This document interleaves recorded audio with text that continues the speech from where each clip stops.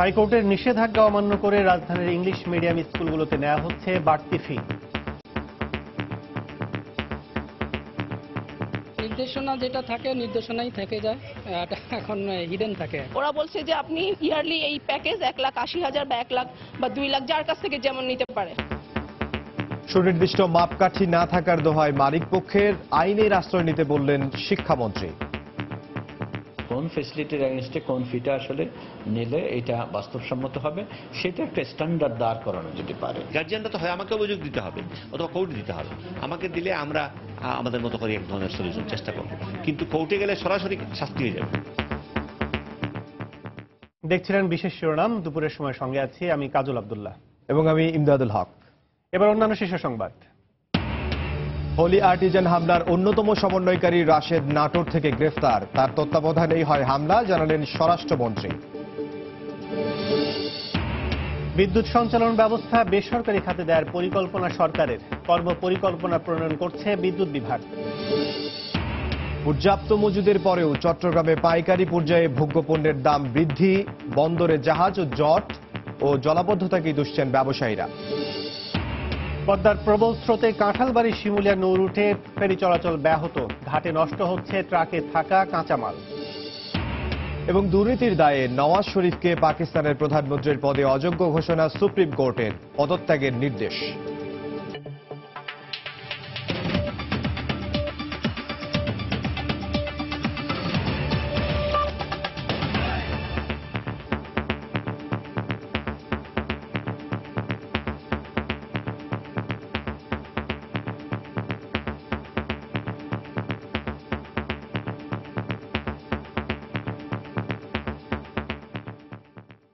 হাইকোর্টের নিষেধাজ্ঞা সত্ত্বেও শিক্ষার্থীদের কাছ থেকে অতিরিক্ত ফি আদায় করছে রাজধানীর বেশ কিছু ইংলিশ মিডিয়াম স্কুল। বিভিন্ন খাত দেখিয়ে অতিরিক্ত অর্থ আদায় সহ নানাভাবে হয়রানিরও অভিযোগ রয়েছে স্কুল কর্তৃপক্ষের বিরুদ্ধে। এক্ষেত্রে অভিভাবকদের আইনের আশ্রয় নেওয়ারও পরামর্শ দিয়েছেন শিক্ষামন্ত্রী। সুনির্দিষ্ট অভিযোগ পেলে মন্ত্রণালয় থেকে ব্যবস্থা নেওয়া হবে বলেও জানান তিনি। অন্যদিকে রায়ের কপি হাতে পেলে আপিল করার কথা জানালো ইংলিশ মিডিয়াম স্কুল মালিক সংগঠন। বিস্তারিত জানাচ্ছেন ফেরদৌস লিপি। বছরের এই সময় সাধারণত ইংলিশ মিডিয়াম স্কুলের ভর্তির সময়। ভর্তির এই প্রক্রিয়ায় স্কুলগুলোর বিরুদ্ধে নামে বেনামে বিভিন্ন ফি আদায় করার অভিযোগ থাকে সব সময়। আর এই ফি আদায়ের পরিমাণ স্কুল ভেদে লক্ষাধিক টাকা পর্যন্ত হয়। গত 25শে মে হাইকোর্ট ইংলিশ মিডিয়াম স্কুলগুলোর পুনর্ভর্তি ফি, সেশন ফি, একাডেমি ফি বা অন্য কোনো নামে কোনো ফি আদায় করা যাবে না বলে নিষেধাজ্ঞা দেন। কিন্তু সে আদেশ অমান্য করে রাজধানীর বেশ কিছু স্কুল এখনো শিক্ষার্থীদের কাছ থেকে নানা নামে বড় অঙ্কের ফি আদায় করছে। নির্দেশনা যেটা থাকে নির্দেশনাই থেকে যায়, এটা এখন হিডেন থাকে। এখন যা কিছু হয় এক কলামে টোটাল ফি লিখে দেয়। আমার 2 বাচ্চার জন্য গেল 97,000, মানে 1 লাখ টাকাই চলে গেল। নির্দিষ্ট কোনো টিউশন ফি বলছে না যে তোমার এই ক্লাসে এই টিউশন ফি। ওরা বলছে যে আপনি ইয়ারলি এই প্যাকেজ 1,80,000 বা 1 লাখ বা 2 লাখ যার কাছ থেকে যেমন নিতে পারে। অভিযোগের সত্যতা জানতে বেশ কিছু স্কুলে গেলে কর্তৃপক্ষ ক্যামেরার সামনে কথা বলতে চাননি। তবে স্কুল মালিক অ্যাসোসিয়েশনের নেতারা জানান, কোন সুবিধার প্রেক্ষিতে কি পরিমাণ ফি নিতে হবে তার সুনির্দিষ্ট মাপকাঠি তাদের নেই। কোন ফ্যাসিলিটির এগেনস্টে কোন ফিটা আসলে নিলে এটা বাস্তবসম্মত হবে সেটা একটা স্ট্যান্ডার্ড দাঁড় করানো যেতে পারে। বিভিন্ন রকম ফি বন্ধ করে দিতে যান, সেটা হয়তো একবারই সবার পক্ষে মানে সার্ভাইভ করা, এটা হলে সার্ভাইভ করা সম্ভব না। ইংলিশ মিডিয়াম স্কুলগুলোর বাড়তি এই ফি আদায়ের কথা স্বীকার করে শিক্ষামন্ত্রী বলেন, এইসব স্কুলকে নীতিমালার আওতায় আনার কাজ চলছে। সেই সঙ্গে অভিভাবকদেরও আইনের আশ্রয় নেওয়ার পরামর্শ দেন মন্ত্রী। গার্জিয়ানরা তো হয় আমাকে অভিযোগ দিতে হবে অথবা কোর্টে দিতে হবে। আমাকে দিলে আমরা আমাদের মতো করে এক ধরনের সলিউশন চেষ্টা করব, কিন্তু কোর্টে গেলে সরাসরি শাস্তি হয়ে যাবে। যদি বলে যে এই আপনার রায় যে ভঙ্গ করে এই টাকার স্লিপ বেশি টাকা নিচ্ছে অথবা স্লিপ না দিয়ে গোপনে নিচ্ছে। বাংলাদেশ শিক্ষা তথ্য ও পরিসংখ্যান ব্যুরোর সর্বশেষ হিসেব অনুযায়ী দেশে এ লেভেল ও ও লেভেল শিক্ষা প্রতিষ্ঠানের সংখ্যা 150টি। এগুলোতে শিক্ষার্থীর সংখ্যা প্রায় 1,93,274 জন। ফেরদৌস লিপি, সময় সংবাদ, ঢাকা। বিদ্যুৎ উৎপাদনের মতো সঞ্চালন ব্যবস্থাতেও চলতি অর্থবছরেই বেসরকারি বিনিয়োগ আনার পরিকল্পনা করছে সরকার। সে লক্ষ্যে একটি কর্মপরিকল্পনা প্রণয়ন করতে যাচ্ছে বিদ্যুৎ বিভাগ। জ্বালানি প্রতিমন্ত্রীর আশা, সঞ্চালন খাতের আধুনিকায়নেও গুরুত্বপূর্ণ অবদান রাখবে বেসরকারি অংশীদারিত্ব। তবে বিদ্যুৎ সঞ্চালনের মতো স্পর্শকাতর বিষয় ব্যক্তি খাতে ছেড়ে দেওয়ার ক্ষেত্রে জাতীয় নিরাপত্তা যেন ব্যাহত না হয় তা নিশ্চিত করার পরামর্শ বিশেষজ্ঞদের। ফারুক ভুইয়া রবিনের রিপোর্ট। সরকারি বেসরকারি বিনিয়োগে গত ৮ বছরে বিদ্যুৎ উৎপাদনে যথেষ্ট অগ্রগতি হলেও সমান গুরুত্ব পায়নি সঞ্চালন খাত। এ সময়ে উৎপাদন সক্ষমতা ২১৫% বৃদ্ধির বিপরীতে সঞ্চালন লাইন ও গ্রিড উপকেন্দ্রের ক্ষমতা বেড়েছে যথাক্রমে ৩০ ও ৮০%। তাই নিরবচ্ছিন্ন বিদ্যুৎ সরবরাহে অন্যতম প্রধান অন্তরায় মনে করা হয় সঞ্চালন সীমাবদ্ধতা। ২০১৪ সালের ১ নভেম্বর ও গত মে মাসের বিদ্যুৎ বিপর্যয়ের জন্য দায়ী করা হচ্ছে জাতীয় গ্রিডের দুর্বলতাকে। বর্তমানে সারা দেশের বিদ্যুৎ সঞ্চালন এককভাবে পরিচালনা করছে সরকারি প্রতিষ্ঠান পিজিসিবি।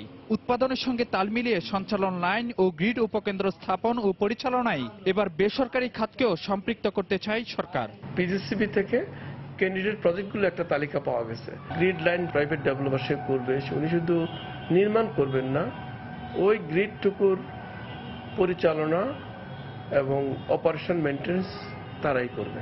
সরকার সমস্ত টাকা দিয়ে করলে হবে না, প্রাইভেট ইনভেস্টরদেরকে আনতে হবে। ট্রান্সমিশনে আমরা আনার চেষ্টা করছি।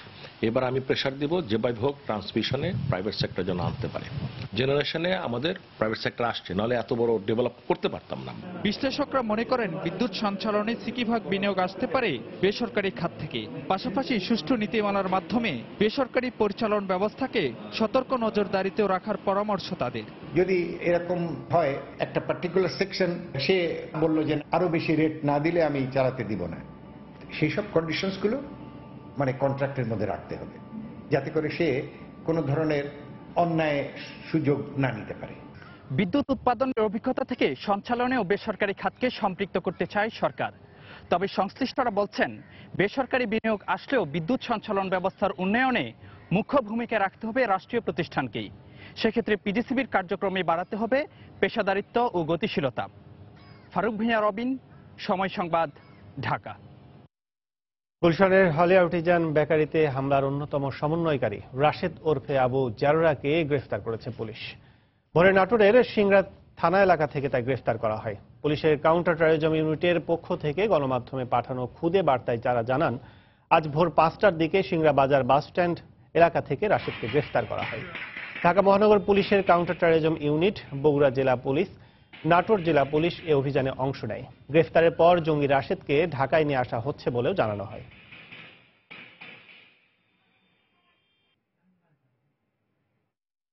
স্বরাষ্ট্রমন্ত্রী আসাদুজ্জামান খান কামাল বলেছেন, নাটোরে পুলিশের হাতে গ্রেফতার রাশেদ ওরফে জাররার নেতৃত্বেই গুলশান হোলি আর্টিজান হামলা হয়েছিল।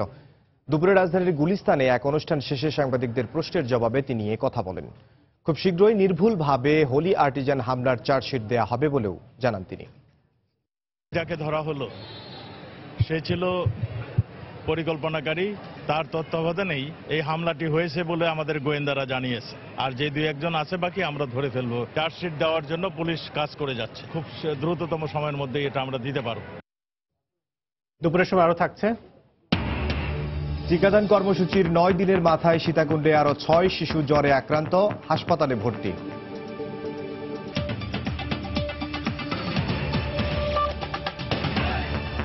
পর্যাপ্ত মজুদ থাকার পরেও বন্দরনগরী চট্টগ্রামে পাইকারি পর্যায়ে আদা, রসুন, পেঁয়াজ, ডাল এবং সয়াবিন তেলের মতো নিত্য প্রয়োজনীয় ভোগ্যপণ্যের দাম বেড়েছে। প্রবল বর্ষণ, বন্যা এবং জোয়ারের অজুহাতে খাতুনগঞ্জে গত এক সপ্তাহে এসব পণ্যের দাম কেজি প্রতি ৫০ পয়সা থেকে ২০ টাকা পর্যন্ত বেড়েছে। এর মধ্যে সবচেয়ে বেশি বেড়েছে আদার দাম। ব্যবসায়ী নেতারা দাম বেড়ে যাওয়ার জন্য বন্যা, চট্টগ্রাম বন্দরের জাহাজ জটের পাশাপাশি খাতুনগঞ্জের জলাবদ্ধতাকেই দুষছেন। বিস্তারিত জানাচ্ছেন কমল দে। গত ৪ দিন ধরে পালাক্রমে একবার জোয়ারের পানিতে ডুবছে দেশের সবচেয়ে বড় ভোগ্যপণ্যের বাজার চট্টগ্রামের চাকতাই, খাতুনগঞ্জ এবং আসাদগঞ্জ সহ পুরো এলাকা। এতে নষ্ট হয়ে গেছে বিপুল পরিমাণ গুদামজাত পণ্য। এছাড়া দুপুর থেকে বিকাল পর্যন্ত পুরো এলাকার জলাবদ্ধতা থাকায় ব্যবসায়িক লেনদেনও এক প্রকার বন্ধ হয়ে যায়। এক সপ্তাহ আগে প্রতি কেজি আদা ৫৫ থেকে ৬০ টাকা বিক্রি হলো, এখন বিক্রি হচ্ছে ৮০ থেকে ৯০ টাকা দরে। আর পেঁয়াজের দাম প্রতি কেজি ৫ টাকা বেড়ে ২০ টাকা দরে বিক্রি হচ্ছে। আদা ছিল আগে $৬০০, এখন আদা হয়েছে $৮৯০। তখন 80 টাকা পাত্তা হয়েছে, এখন 90 টাকা করে আধা করে মার্কেটে বিক্রি হচ্ছে আর কি। পেঁয়াজ 20 টাকা, আপনার আগে ছিল যে 15 টাকা। জুলাই মাসের শুরুতে ভোজ্য তেলের দাম কমলো, এখন আবার তা বাড়ছে। সোয়াবিন এবং সুপার সোয়াবিনের দাম মন প্রতি বেড়েছে 15 থেকে 20 টাকা। সোয়াবিন দামটা সামান্য 10-15 টাকা প্রতি মনে বাড়ছে, এটা আন্তর্জাতিক বাজারে বাড়ছে, সেই জন্য বাজারটা একটু বাড়ছে। সরবরাহ ঘাটতির অজুহাতে বিভিন্ন ডালের দামও কেজি প্রতি 50 পয়সা থেকে 3 টাকা পর্যন্ত বেড়েছে। আগে তো মুসো ছিল 52 টাকা 55 টাকা, এখন ধরেন 52 টাকা 50 পয়সা আর 55 টাকা 50 পয়সা, আর এক নম্বরটা 100 টাকা। তবে ভোগ্যপণ্যের দাম বেড়ে যাওয়ার জন্য দেশের বিভিন্ন স্থানে বন্যা, চট্টগ্রাম বন্দরের জাহাজ জটের পাশাপাশি খাতুনগঞ্জের জলাবদ্ধতাকেই দুষছেন ব্যবসায়ী নেতারা। এই যে পেঁয়াজ গুলো আসতেছে, আদা, এগুলো ডেলি বিক্রি করতে হবে, এই সমস্ত মালামাল তো আমি রাখতে পারবো না। এখন যে মাল আসছে সেটা রাখতে না পারলে সে পেরিশেবল আইটেম, সে ব্যবসায়ী লস হচ্ছে এবং মালও দাম অটোমেটিক বেড়ে যাবে। বন্দরনগরীর চাকতাই, আসাদগঞ্জ এবং খাতুনগঞ্জে কয়েকশো ব্যবসা প্রতিষ্ঠানের পাশাপাশি অন্তত 3000 গুদাম রয়েছে। কমল দে, সময় সংবাদ, চট্টগ্রাম। এদিকে সপ্তাহ ব্যবধানে রাজধানীর কাঁচা বাজারে কেজিতে 80 টাকা পর্যন্ত বেড়েছে কাঁচামরিচের দাম। এছাড়া প্রতিটি সবজিই কেজি প্রতি 20 থেকে 30 টাকা পর্যন্ত বাড়তি দামে বিক্রি হচ্ছে। ইলিশের দাম হালিতে 500 টাকা পর্যন্ত বেড়েছে। চাষের পাশাপাশি ঊর্ধ্বমুখী রয়েছে সব ধরনের দেশীয় মাছের দাম। গেল সপ্তাহে যে কাঁচামরিচ বিক্রি হয়েছে 120 টাকা কেজি দরে, চলতি সপ্তাহে এসেই তা বেড়ে দাঁড়িয়েছে 200 টাকায়। শসা, পটল বা ঢেঁড়স কোনো সবজি 50 টাকার নিচে পাচ্ছেন না ক্রেতারা। গেল সপ্তাহের তুলনায় অধিকাংশ কাঁচা পণ্যের দরই এ সপ্তাহে এসে বেড়েছে। টানা বৃষ্টি আর দেশের বিভিন্ন স্থানে বন্যাকেই দাম বাড়ার কারণ হিসেবে বলছেন বিক্রেতারা। ডালি কুমড়া আছে 50 টাকা পিস, ঠিক আছে, বেগুন আছে 80 টাকা কেজি, 80 টাকাই বেশি আর কি। সব কাঁচামরিচ 200 টাকা কেজি। সপ্তাহে উস্তা ছিল 60 টাকা, বর্তমানে 80 টাকা। পটল ছিল 40 টাকা, আজকে পটল 60 টাকা। সরবরাহ ঘাটতি বা কোনো প্রাকৃতিক দুর্যোগ কোনো কিছুকেই অজুহাত হিসেবে মানতে রাজি নন ক্রেতারা। এখানে কিছু অসম আছে, বাজারের দামে ভেরিয়েশন আছে বিভিন্ন বাজার নিয়ে, তবে প্রত্যেকটা দামে 10-15 টাকা 20 টাকা বেশি। এই ধরনের যদি চলতে থাকে বাজারের দাম ঊর্ধ্বগামী, তাহলে মানুষের জন্য খুবই সমস্যা, বিশেষ করে নিম্ন মধ্যবিত্তের জন্য তো এগুলো বাজারে আসাই সম্ভব না। নদ নদীর পানি বৃদ্ধি পাওয়ায় মাছ কম ধরা পড়ছে, এমন অজুহাতে সব ধরনের মাছের দামই বেড়েছে রাজধানী মাছ বাজারে। চাষের কিংবা প্রাকৃতিক উৎস সব ধরনের মাছই বিক্রি হচ্ছে আগের চেয়ে বেশি দামে। আর দামের দিক থেকে মাছের রাজা ইলিশের রাজত্বই চলছে বাজারে। 1 কেজি বা তার উপরে ইলিশের দাম কোনোটাই হাজারের নিচে নেই মাছ বাজারে।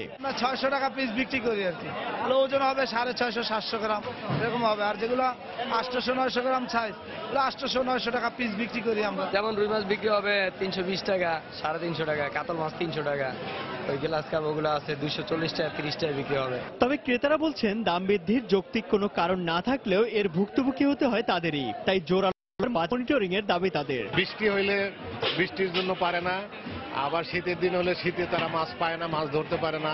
মাছ যারা ধরে এদের অজুহাতের শেষ নেই। সরবরাহ কম, হয়তো বেশি ধরতে পারছে না, কিন্তু বাজারে তো মনে হয় না যে এসে দেখে যে সরবরাহ কম। মাছের ইলিশ, কিন্তু সেই ইলিশ খাইতে তো সবারই মন চায়, কিন্তু সামর্থ্য সেরকম ভাবে আমরা হচ্ছে না। এ সপ্তাহে 10 টাকা বেড়ে ব্রয়লার মুরগি বিক্রি হচ্ছে 150 টাকায়, গরু 500 আর খাসি 700 থেকে 750 টাকায়। ইমতিয়াজ আহমেদ, সময় সংবাদ, ঢাকা। দেখছেন দুপুরের সময়। দুরন্ত বাইসাইকেল, উড়ে চলো দুরন্ত গতিতে। অতিবর্ষণ ও পাহাড়ি ঢলে ছোট ফেনী নদীর তীরবর্তী ফেনী সদর ও দাগনভূঞা উপজেলার বন্যা পরিস্থিতির আরও অবনতি হয়েছে। পানিতে তলিয়ে আছে 18টি গ্রাম। 1.5 লাখেরও বেশি বানভাসী মানুষ চরম ক্ষতির মুখে পড়ে এখন দিশেহারা। জেলা প্রশাসনের পক্ষ থেকে ক্ষতিগ্রস্তদের সহায়তা করার কথা বললেও জনপ্রতিনিধি সহ ক্ষতিগ্রস্তরা চান স্থায়ী সমাধান। জুলহাস তালুকদারের ক্যামেরায় আতিয়া সজলের রিপোর্ট। প্রায় প্রতি বছরই বর্ষা মৌসুমে থই থই পানির নিচে তলিয়ে থাকে যেন এ নদীর তীরবর্তীবাসীর নিয়তি হয়ে দাঁড়িয়েছে। গত কয়েকদিনের অতিবর্ষণ ও উজান থেকে নেমে আসা পাহাড়ি ঢলে গত 4 দিন ধরে তলিয়ে আছে ফেনী সদরের সরসুদি, পাঁচগাছিয়া এবং দাগনভূঞার রাজাপুর ও সিন্দুরপুরের 18টি গ্রাম। এসব গ্রামের পানিবন্দীর সংখ্যা ছাড়িয়েছে 1.5 লাখেরও বেশি। সামনে দ্বিতীয় সাময়িক পরীক্ষা থাকায় প্রায় 30টি শিক্ষা প্রতিষ্ঠানে ক্লাসের পানির মধ্যেও পাঠদান চললেও শিক্ষার্থীদের উপস্থিতি হাতে গোনা। বন্যার স্থায়িত্বের কারণে ধসে পড়তে শুরু করেছে অসংখ্য কাঁচা বসত বাড়ি। কয়েক হাজার হেক্টর আমন বীজতলা সহ পানিতে তলিয়ে ক্ষতিগ্রস্ত হয়েছেন শত শত মৎস্য চাষী। আমরা আমরা স্কুলে যেতে পারছি না, গলা সমান পানি, আমার সামনে সমাপনী পরীক্ষা। আমরা পাকা টাকা ডুবে গেছে, রান্না করতে পারি না, ঘরে দুয়ার রান্না থাকতে হয় না, ভাঙ্গি চুরি ব্যাগ ধরি হয়ে যায়, চুলা না চাকরিরা রান্না বান্না ব্যাগ সব বন্ধ। স্থায়ীভাবে সমস্যার সমাধান করতে হলে আমাদেরকে ছোটবেনি নদীটা ড্রেসিং করতে হবে। ড্রেসিং করলে আমাদের পানিগুলো দ্রুত আমাদের এই এলাকা থেকে সরে যাবে। ত্রাণ নয়, স্থানীয় জনপ্রতিনিধি ও ক্ষতিগ্রস্তরা চান সমস্যার স্থায়ী সমাধান।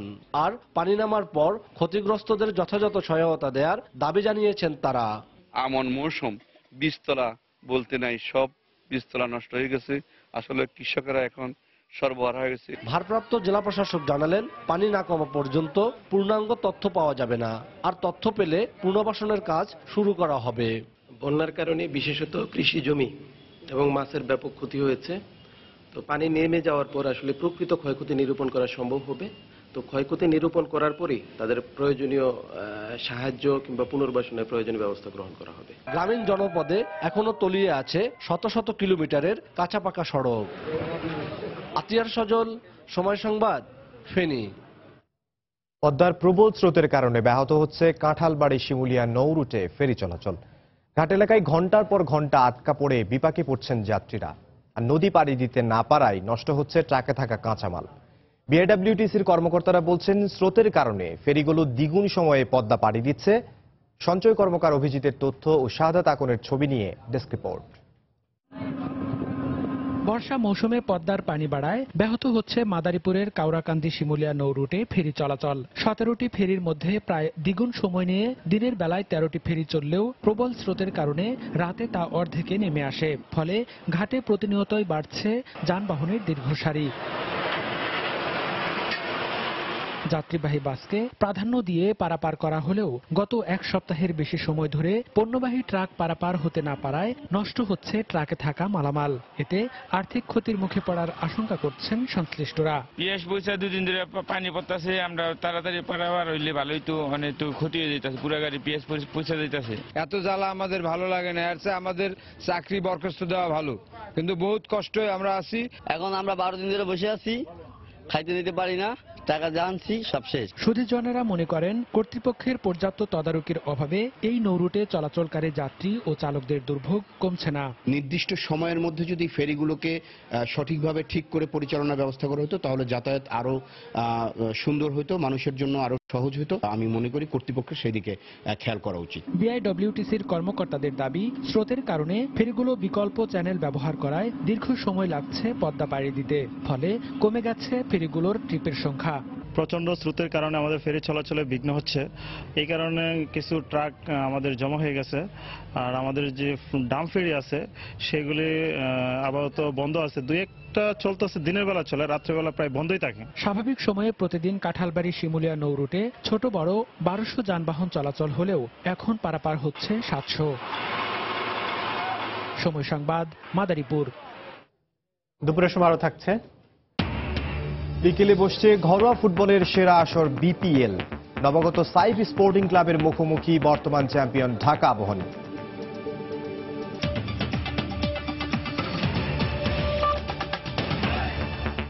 লন্ডনে বসে বেগম খালেদা জিয়া ষড়যন্ত্র করছেন।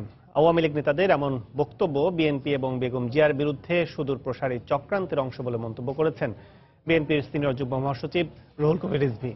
সকালে দলের নয়াপল্টনে কেন্দ্রীয় কার্যালয়ে আয়োজিত সংবাদ সম্মেলনে তিনি মন্তব্য করেন।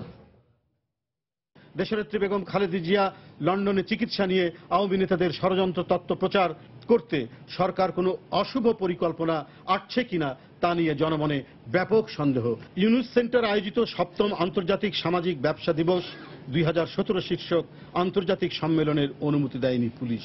সরকারের এই সিদ্ধান্ত দেশের জন্য মঙ্গল বয়ে আনবে না। এ বাধা দেওয়ার ঘটনা ব্যক্তিগত আক্রোশের বহিঃপ্রকাশ ঘটেছে। নির্ধারিত সময়ের 1 ঘন্টা পরে সকাল 6টার দিকে 419 জন হজযাত্রী নিয়ে ঢাকা ছেড়েছে বিমান বাংলাদেশের একটি ফ্লাইট। এছাড়াও শিডিউল বিপর্যয়ের ফলে দুপুর 12টা 20 মিনিটে যে ফ্লাইটটি ছেড়ে যাওয়ার কথা ছিল তা রাত 1টায় ছেড়ে যাবে।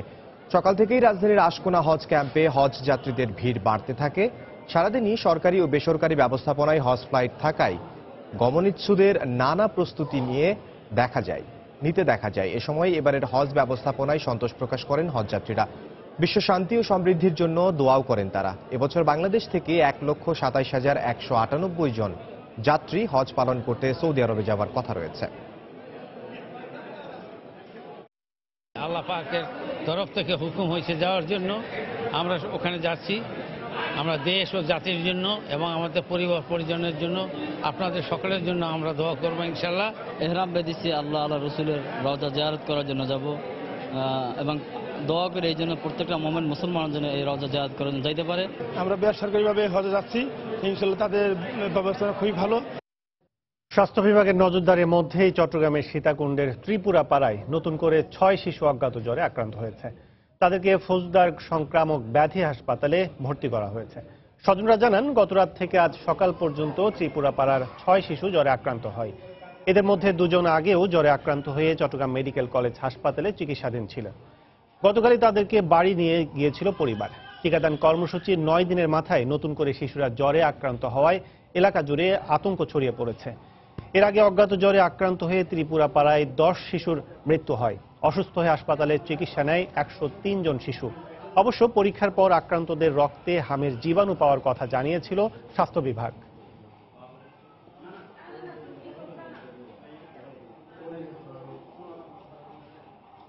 জলের ফলে তারপরে সর্দি কাশি, তারপর থুরগুলো লাল হয়ে গেছে, তারপরে গায়ে মানে জিমে জিমে গা জ্বর চলে আসতেছে। সুস্থ হয়েছে, আবার জ্বর হচ্ছে, আবার কাশি হয়েছে। পরীক্ষা নিরীক্ষা করে দেখে যে আগের যে পেশেন্টগুলো যেসব কমপ্লেন নিয়ে এখানে ভর্তি হয়েছিল, ঠিক সেম কমপ্লেনটা নিয়ে ওদের সবারই 3-4 দিন থেকে জ্বর। আমাদের কনসালটেন্টের সাথে আলাপ করে প্রিভিয়াসলি যে ইয়েদের ডায়েট ছিল সেই ডায়েট দিচ্ছি, ইমপ্রুভ ডায়েট। সে সাথে ওদের যে এই চিকিৎসাটা আছে, চিকিৎসাটা আমরা দ্রুত এখান থেকে শুরু করে দিয়েছি। বরিশালে পারিবারিক কলহের জের ধরে 6 বছরের শিশু শালিকাকে জবাই করে হত্যা এবং স্ত্রীকে কুপিয়ে আহত করার অভিযোগ উঠেছে স্বামীর বিরুদ্ধে। সে নিজেও আত্মহত্যা করে। শহরতলির পুরানপাড়া এলাকায় এই ঘটনা ঘটে। পুলিশ জানায়, 2 বছর আগে উজিরপুর উপজেলার সজীবের সঙ্গে বিয়ে হয় সুমাইয়ার। বিয়ের পর থেকেই সুমাইয়াকে নির্যাতন করত শ্বশুর বাড়ির লোকজন। নির্যাতন সইতে না পেরে 2 মাস আগে বাবার বাড়ি চলে যায় তিনি। পরে সুমাইয়াকে ফিরিয়ে আনতে 12 দিন আগে শ্বশুর বাড়ি যায় সজীব, কিন্তু সুমাইয়া রাজি হচ্ছিল না। গতরাতে মাছ ধরার কথা বলে শালিকা ও স্ত্রীকে কৌশলে ঘরের বাইরে নিয়ে যায় সজীব। পরে স্ত্রীকে ধারালো অস্ত্র দিয়ে কুপিয়ে জখম করে সে। ঘটনাটি শালিকা সাদিয়া দেখে ফেলায় তাকে জবাই করে হত্যা করে নিজেও একটি গাছের সঙ্গে দড়ি দিয়ে আত্মহত্যা করে সজীব। খবর পেয়ে পুলিশ ও ফায়ার সার্ভিস ঘটনাস্থলে সজীব ও সাবিহার লাশ উদ্ধার করে মর্গে পাঠায়। এছাড়া গুরুতর আহত অবস্থায় সুমাইয়াকে উদ্ধার করে বরিশাল সদর হাসপাতালে ভর্তি করে।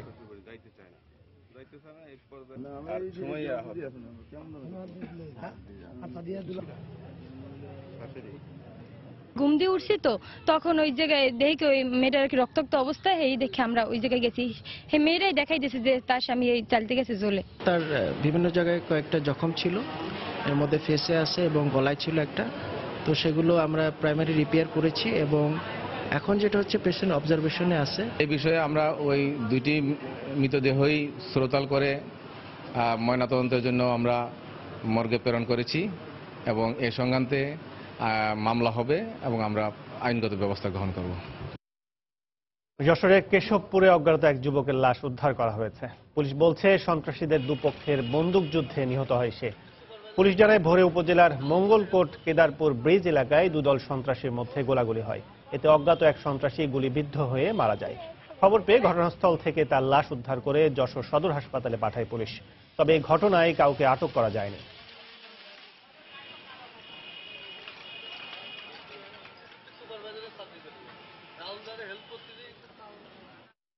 জাতীয় বিশ্ববিদ্যালয়ের সেকশন অফিসার পদে লিখিত পরীক্ষা সম্পন্ন হয়েছে। প্রায় 8000 পরীক্ষার্থী এতে অংশ নেয়ার কথা থাকলেও পরীক্ষা দেন প্রায় 80% আবেদনকারী। পরীক্ষার হলে ছবিযুক্ত ট্রেজারার শিটে পরীক্ষার্থীদের উপস্থিতি নিশ্চিত করা হয়। এছাড়া ন্যাশনাল আইডি কার্ডেও পরীক্ষার্থীদের পরিচয়ের বিষয়টি সত্যায়িত করেন সংশ্লিষ্ট কর্তৃপক্ষ। পরীক্ষার প্রশ্নের মান নিয়ে পরীক্ষার্থীদের ছিল নানা অভিযোগ। প্রতিযোগিতামূলক চাকরির বাজারে মেধাবীদের মূল্যায়নের ক্ষেত্রে প্রশ্নের মান বাড়ানো প্রয়োজন বলে মত তাদের। তার ভিতরে কিন্তু এমনি ভয় থাকবে যে আমরা 25 জন প্রেজেন্ট, 25টা আলাদা করে ফেললাম, ঠিক আছে, এইভাবে এবং ওর চেহারার সাথে মিলিয়ে এগুলো আমি পরীক্ষা দিয়েছি, যেহেতু আমার এডমিট কার্ডের সাথে আমার ছবি যেখানে ছিল সিগনেচার নেওয়ার সময়, ওই ছবি দেখে আমাকেও দেখে তারপর তারা সিগনেচার করেছেন। আমার চোখে কোনো অসঙ্গতি ধরা পড়েনি। একেবারে সহজ প্রশ্ন, এবং এটা হয়তো এসএসসি পাস করে যে পরীক্ষাগুলো দেওয়া হয় সেই মানের প্রশ্ন, একটা ইংলিশ নাই। তো যখন কোশ্চেনটা নিয়ে ক্যালকুলেটর নিয়ে ম্যাথ করতে গেলাম, ম্যাথ সেকশন দেখি নাই। এখানে অ্যাটেন্ডেন্স শিটের সাথে ছবি লাগানো আছে। এই ছবিটা দেখে একজন ইনভিজিলেটর প্রত্যয়ন করবে যে যিনি ক্যান্ডিডেট তিনি পরীক্ষা দিচ্ছেন। আমরা 10 মিনিট আগে এক্সামিনার ইনভিজিলেটরদেরকে রুমে ঢুকিয়ে দিয়েছি, চেক করে নেন।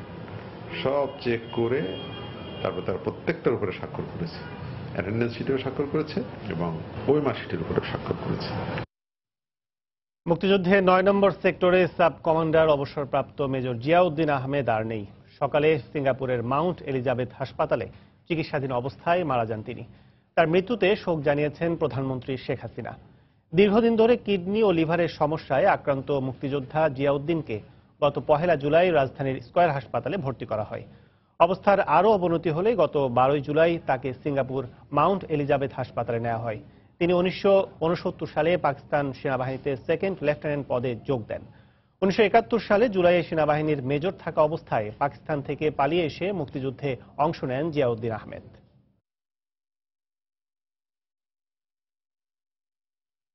স্বাধীন বাংলা বেতার কেন্দ্রের বিখ্যাত সঙ্গীত শিল্পী ও মুক্তিযোদ্ধা আব্দুল জব্বারের দুটি কিডনি বিকল হয়ে এখন জীবন মৃত্যুর সন্ধিক্ষণে রয়েছেন।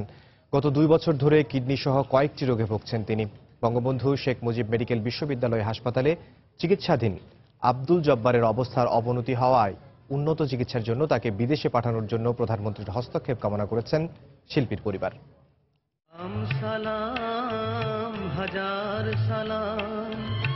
সকল শহীদ স্মরণে, যার গানের সুর ও কণ্ঠে মিশে আছে মহান মুক্তিযুদ্ধের চেতনা। 71-এ মুক্তিযোদ্ধাদের উদ্বুদ্ধ করতে গলায় হারমোনিয়াম ঝুলিয়ে গিয়েছেন গান। চরণে সালাম সালাম হাজার সালাম। সেই কিংবদন্তি শিল্পীর দুটি কিডনি বিকল হয়ে পড়ে আছেন বিছানায়, নেই উঠে বসার শক্তি। তারপরও মুক্তিযুদ্ধের চেতনা তাকে আবারও সুস্থভাবে বেঁচে থাকার স্বপ্ন দেখায়। যদি বেঁচে থাকি সঙ্গীতকে নতুন করে চিন্তা ভাবনায় আনার চেষ্টা করব। দুটি কিডনি বিকল হয়ে পড়ায় দ্রুত কিডনি প্রতিস্থাপনের বিকল্প নেই। তাই উন্নত চিকিৎসার জন্য বিদেশে নিতে আগ্রহী শিল্পীর পরিবার। সরকারের কয়েকজন মন্ত্রী প্রায় 2 মাস আগে হাসপাতালে দেখতে গিয়ে উন্নত চিকিৎসার আশ্বাস দিলেও তা বাস্তবায়নে তেমন সাড়া মেলেনি। এখন প্রধানমন্ত্রীর হস্তক্ষেপের আশায় শিল্পীর পরিবার। ওনার কিডনি ট্রান্সপ্লান্টের দেরি হয়ে যাচ্ছে, ওনাকে সোচ্চারভাবে দেশের বাইরে দ্রুত পাঠানো হোক, উনি ঠিক হয়ে যাবে, এটা আশ্বাস দিচ্ছে। আপনারা মনে করছেন জনগণরা এভাবে পড়ে আছে, এত বড় শিল্পী, হ্যাঁ আপনারা সোচ্চার না, আমি তো সন্তান অবশ্যই আছি, সবসময় আছি। টাকা পয়সা দিলে সবকিছু হয় তা না, এখন সোচ্চার এবং অ্যাক্টিভিটিস মানুষ থাকতে হয়। দিন দিনই উনি নিস্তেজ হয়ে যাচ্ছে। আগে উনি হাঁটতেন, এখন হাঁটতে পারে না। উন্নত চিকিৎসার জন্য প্রধানমন্ত্রী ইচ্ছা করলেই ব্যবস্থা করতে পারেন, এটা কোনো ব্যাপারই না ওনার জন্য। মুক্তিযুদ্ধে অবদান রাখা এই জনপ্রিয় শিল্পী আবারও সুস্থ হয়ে সবার মাঝে ফিরে আসবেন, এমনটা প্রত্যাশা সবার। সাদিকুর রহমান, সময় সংবাদ, ঢাকা। রাজবাড়ীতে একটি বসতঘর থেকে প্রায় 150 গোখরা সাপের বাচ্চা উদ্ধার করা হয়েছে। এলাকাবাসী জানায়, গত বুধবার সকালে সদর উপজেলার বাউনিপুর গ্রামে নিজ বসতঘরে প্রায় 3.5 ফুট লম্বা একটি গোখরা সাপ দেখতে পান কৃষক ইসমাইল। পরে খবর পেয়ে সাপুরের লিটন বৃহস্পতিবার দুপুরে কৃষক ইসমাইলের বসতঘরের আঙিনা খুঁড়ে প্রথমে মা গোখরা সাপটিকে উদ্ধার করে। এরপর মাটি খুঁড়ে আরও 137টি সাপের বাচ্চা জীবন্ত উদ্ধার করা হয়। দেশের বাইরের খবর। পানামা পেপারসে ফাঁস হওয়া দুর্নীতির দায় মাথায় নিয়ে পদত্যাগ করতে যাচ্ছেন পাকিস্তানের প্রধানমন্ত্রী নওয়াজ শরীফ। দুর্নীতি মামলার চূড়ান্ত রায়ে শুক্রবার তাকে প্রধানমন্ত্রীর পদে অযোগ্য ঘোষণা করেন দেশটির সুপ্রিম কোর্ট। এর মধ্য দিয়ে তৃতীয়বারের মতো মেয়াদ সম্পন্ন না করেই সরে যেতে হচ্ছে নওয়াজ শরীফকে। এদিকে আদালতের রায়ে সন্তোষ প্রকাশ করেছে পাকিস্তানের বিভিন্ন বিরোধী দল। নওয়াজ শরীফের বিরুদ্ধে দীর্ঘদিন ধরে চলা দুর্নীতি মামলার রায় শুক্রবার প্রকাশের পরই উল্লাসে মেতে ওঠে তেহরিকে ইনসাফ, পিটিআই ও জামাত ইসলাম সহ বিভিন্ন বিরোধী দলের নেতাকর্মী ও সমর্থকরা। একই সঙ্গে ন্যায় বিচার পাওয়ার কথা উল্লেখ করে তারা আদালতের প্রতি কৃতজ্ঞতা জানান।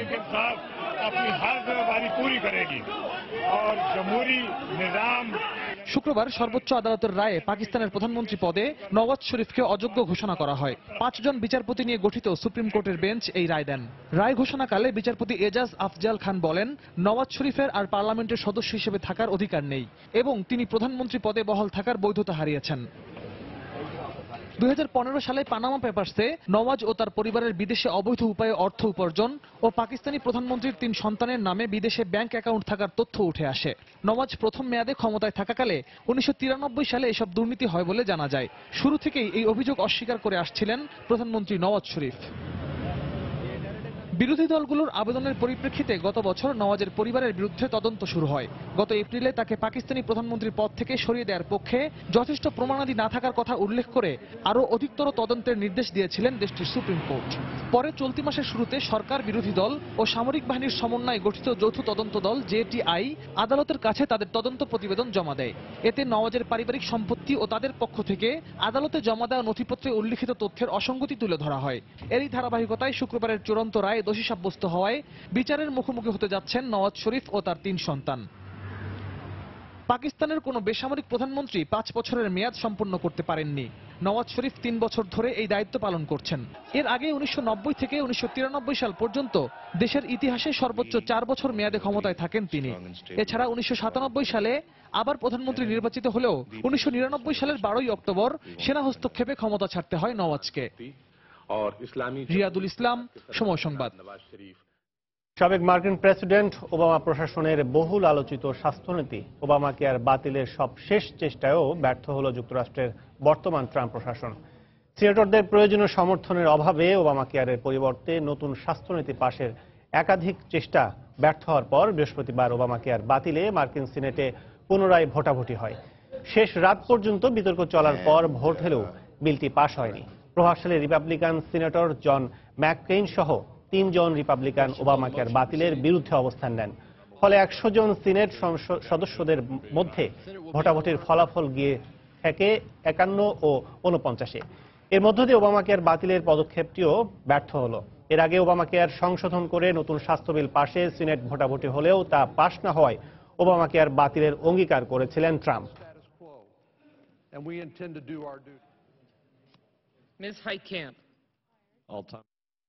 জেরুজালেমের আল-আকসা মসজিদে নামাজ পড়তে আসা ফিলিস্তিনিদের সঙ্গে নিরাপত্তা বাহিনীর সংঘর্ষে শতাধিক ফিলিস্তিনি আহত হয়েছেন। তাদের মধ্যে কয়েকজনের অবস্থা গুরুতর বলে জানিয়েছেন স্থানীয়রা। গণবিক্ষোভের মুখে মসজিদ প্রাঙ্গণ থেকে নিরাপত্তা ও সব নজরদারি ব্যবস্থা তুলে নেয়ার পর বৃহস্পতিবার সেখানে নামাজ আদায় করতে আসেন অসংখ্য ফিলিস্তিনি মুসল্লি। এ সময় মসজিদের প্রধান ফটকে একসঙ্গে অনেক মুসল্লি ভিড় করলে তাদের সামাল দিতে হিমশিম খায় নিরাপত্তা বাহিনী। এক পর্যায়ে তারা মুসল্লিদের উপর চড়াও হলে সংঘর্ষ বেঁধে যায়। বিক্ষোভকারীরা ইটপাটকেল ছুড়লে পুলিশও পাল্টা টিয়ার গ্যাস নিক্ষেপ করে। এদিকে আল-আকসা থেকে নজরদারি সরিয়ে নেয়ার সিদ্ধান্তকে স্বাগত জানিয়েছেন আরব লীগের মহাসচিব আহমেদ আবুল গেইদ। একই সঙ্গে ইসরায়েলকে তার সীমা লঙ্ঘন না করার বিষয়েও সতর্ক করেন তিনি।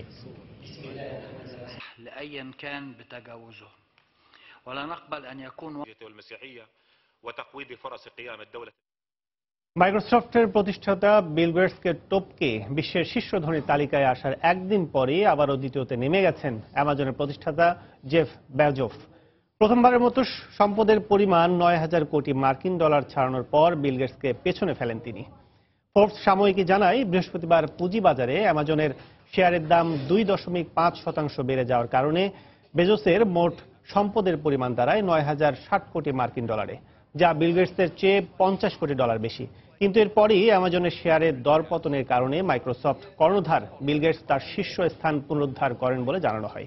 গেল মার্চে বিশ্বের শীর্ষ ধনীদের তালিকায় প্রকাশ করে ফোর্বস, যেখানে বিল গেটসের পরই ছিল বেজোসের অবস্থান। চলতি বছরের প্রথম 3 মাসে অ্যামাজনে পণ্য বিক্রি বেড়েছে 23%, যা 35.7 বিলিয়ন ডলারের কাছাকাছি। দীর্ঘদিন যারা প্রবাসে আছেন তাদের অনেকেই খণ্ডকালীন কাজের মাধ্যমে দক্ষ কারিগর হিসেবে প্রতিষ্ঠিত হয়ে উঠেছেন। মেধা আর পরিশ্রমের কারণে নিজেরাই হয়ে উঠেছেন উদ্যোক্তা। 1 কোটি বাংলাদেশি সচ্ছল জীবনের আশায় বিভিন্ন দেশে পাড়ি জমালেও তাদের একটি বড় অংশ অদক্ষ শ্রমিক হওয়ায় পরিস্থিতির কোনো পরিবর্তন হয় না। এই অবস্থায় অনেকেই প্রবাসের রুটিন বাঁধা কাজের পাশাপাশি বাড়তি আয়ের আশায় খণ্ডকালীন চাকরি করে থাকেন। এভাবে অনেকেই তাদের ভাগ্য বদলেছেন। কুয়েত থেকে শরীফ মোহাম্মদ মিজানের তথ্য ও ছবি নিয়ে ডেস্ক রিপোর্ট। প্রতি বছর কুয়েতের বিভিন্ন কোম্পানির পরিচ্ছন্নতা কর্মী হিসেবে চুক্তিভিত্তিক চাকরি করতে দেশ ছেড়ে আসেন অসংখ্য বাংলাদেশি শ্রমিক। কোম্পানির কাজের সময় সাধারণত 8 ঘন্টা নির্ধারণ থাকলেও কখনো কখনো তা 11-12 ঘন্টা ছাড়িয়ে যায়। মাসিক বেতন দেয়া হয় গড়ে 18 কুয়েতি দিনার। এর মধ্যেও নানা অজুহাতে কেটে রাখা হয় 3 থেকে 4 দিনার। এভাবে ভাগ্য পরিবর্তন সম্ভব নয় এমন উপলব্ধি থেকে একটি মোবাইলের দোকানে খণ্ডকালীন সার্ভিসিং এর কাজ শুরু করেন কুমিল্লা থেকে আসা মাসুম। নিজ মেধাকে কাজে লাগিয়ে এরই মধ্যে তিনি শিখেছেন মোবাইল মেরামতের কাজ।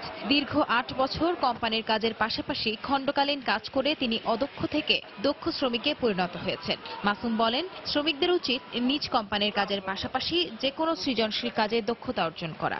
একটা সাধনা ছিল যে আমি মোবাইলের কাজ করব এবং মোবাইলের টেকনিশিয়ান। আমি আজকে 15-20 বছর ধরে এসে এলেনে আছি।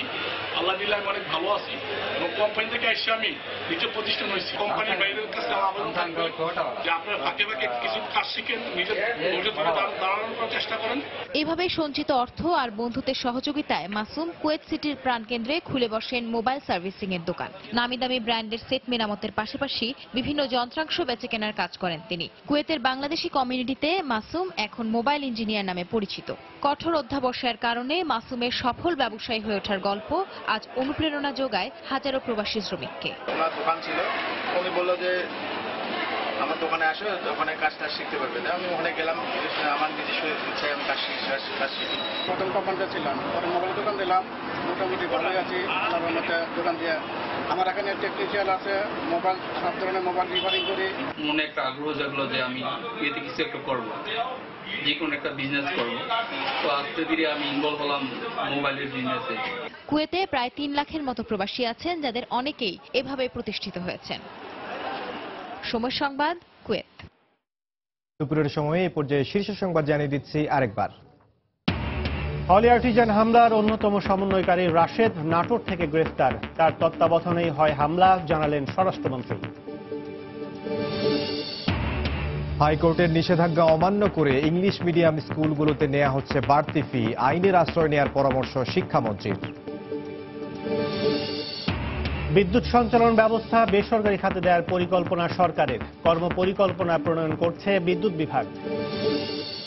পর্যাপ্ত মজুদের পরেও চট্টগ্রামে পাইকারি পর্যায়ে ভোগ্যপণ্যের দাম বৃদ্ধি, বন্দরে জাহাজ জট ও জলাবদ্ধতাকেই দুষছেন ব্যবসায়ীরা। এবং দুর্নীতির দায়ে নওয়াজ শরীফকে পাকিস্তানের প্রধানমন্ত্রী পদে অযোগ্য ঘোষণা সুপ্রিম কোর্টের, পদত্যাগ করলেন। এই ছিল এখনকার মতো। যে কোনো খবর পেতে ভিজিট করুন সময়নিউজ.tv। সঙ্গে থাকুন সময়।